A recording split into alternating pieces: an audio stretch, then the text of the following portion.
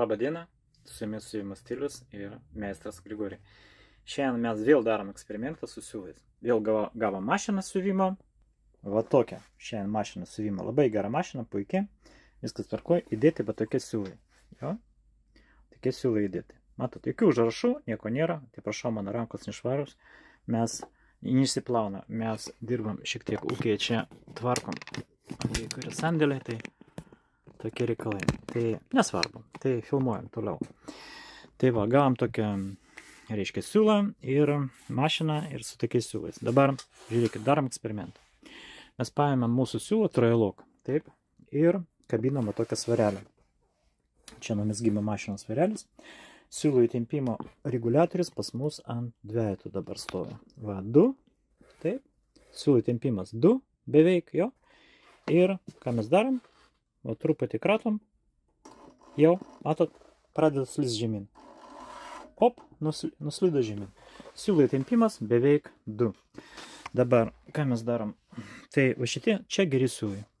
Jie slysta, jie neplyšta, gali patraukti kaip nori, bet iš visos jėgos, o tai va ant dvejeto to, taip, ir viskas tvarkoj. Dabar paimam siūlą, ant kurio neparašyta, kad tai yra poliestro. Tiesiog, va tokios siūlos, jos pigesnės. Visos specializuotas parduotuvės praktiškai ir parduoda va tokius siūlų, jūs perkat ir nežinot, kad tai yra mirtis jūsų siuvimo mašinai, jūsų nuotaikai irgi sugadinsit nuotaiką ir savo siuvimo mašinom. Taip, veriam siūlą, siūlų įtempimą 2, nieko nekeitėm. Kabinam, buvo užkabinta kaip, buvo taip ir buvo taip. Nu va, turim siūlą. Surigam tokią, surišam tokią patį mazgą ir kabinam svorį. Tai va, tas vienas svariukas mums praktiškai jau nuslydo ant dvejetų. Taip, yra mazgelis, kabinam tą patį svorį ir žiūrim, kas vyksta. Kol kas, matot, neslysta. Ok, kabinam dar vieną. Ir ką dabar? Praktiškai tik dabar nuslydo. Tai reiškia, ir kaip slysta, matot, ne greitai, o taip, po truputį. Dar kartą parodu, vis tiek jinai lipdosi. Ne jau slysta su dvigubai didesniu svoriu. Tai reiškia, prastas siūlas didina dvigubai įtempimą. Siūlo pasipriešimas dvigubai. Ir žiūrėkit, kaip jisai slysta. Tas dvigubas įtempimas. Čia dar. Matot? Op. Lėtai, lipdisi. Tai va. Tai toks skirtumas. Tai reiškia, jūs čia dvejetas stovi. O jeigu pastatyt 4, tai šitas siūlas tiesiog, jau neįmanoma patraukti. Jeigu dabar vat patrauksi, va taip stipriai, jisai tikrai nuplyš. Suplyš, va. Ir dėl to genda jūsų mašina, dėl to laužo adatus, nes įtempimas didelis, adatą lankstom. Ir taip panašiai. Visos problemas. Va, aš patraukiu dabar ir ką darsi? Va, plyšta siūlas. Gerai. Siūlų įtempimas 4. Keičiam siūlą į gerą kokybišką. Taip. Keičiam siūlą. Storis šiandien praktiškai tas pats, panašus. Kabinam. 1, 2. Šitą kablį.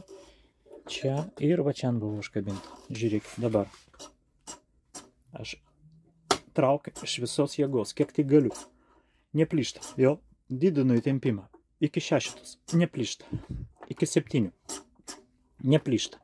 Iki 9. Neplyšta. Traukiu. Neplyšta. Tai va. 9. Tai tokie reikalai. Šiandien tiek apie siūlos. Siūlų reikia naudoti kokybišką.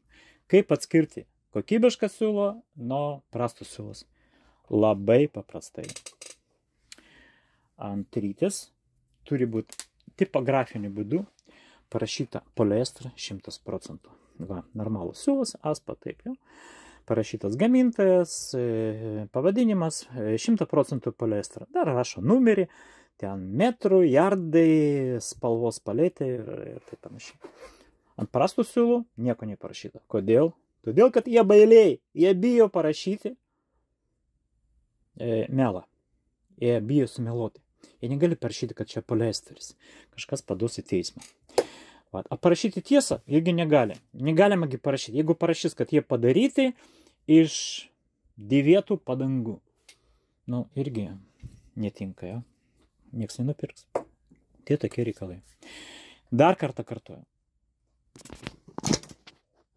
Specializuotose parduotuvėse 90% prastų siūlų. Nesvarbu, kuris perkat kokią įmonę.